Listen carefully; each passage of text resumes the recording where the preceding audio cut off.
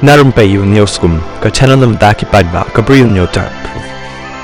Presiden jang USA Donald Trump ula kenno ya ka India, Pakistan, China, bat kari Afghanistan, baki day na padengki lightly kiri, ba yait lenti drugs, ne kata ka jingpen mi ya ki drugs, katkum ka shiti ka balapha, sya ka Congress haka kat santarik jong new banai.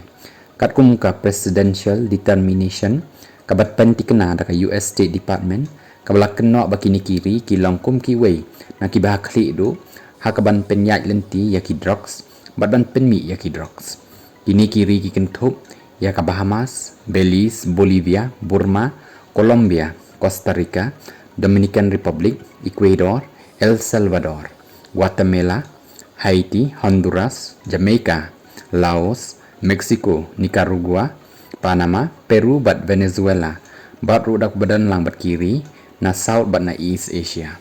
Ka State Department kalapan syairu ba kani ka kentup ru amut tang yaki sarkar jangki bat ru dan ru ki balik persya bat ki ba persya ru yaki drugs tang ba kini ki sanri ki kentup ya ka Afghanistan, Bolivia, Burma, Colombia, bat Venezuela ki longkum kita kiri ki balahir bah haka jing ya dai bat ban yakun persya yaki drugs. Utram ula kena ru baka China ka dekari ka bapenmi bun bahai ki drugs fentanyl bat ru ka bapenmi ru yaka methamphetamine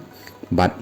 nitazines da ka bakenturu baka tekari kan penjur ya ka jingya kun persya ya kani haka jingya dai bat ka Afghanistan utram ulong ba watla ka Taliban kala khang ya ki drugs tangba kajing penmi ya ki drugs bat kadang jur bah ban shalan shabari haka baki khot ka Taliban ki mentoy bah nakum kini ki jatkam kani ka presidential determination ka claim karen ya ka jing syakta ka Amerika ha ki drugs haka baki drugs kum ki synthetic opioids kum u fentanyl ka wanra e ka jing yap ki babun ngud hakari ki badan hap pedeng karta ka bakat pra hadu saus nem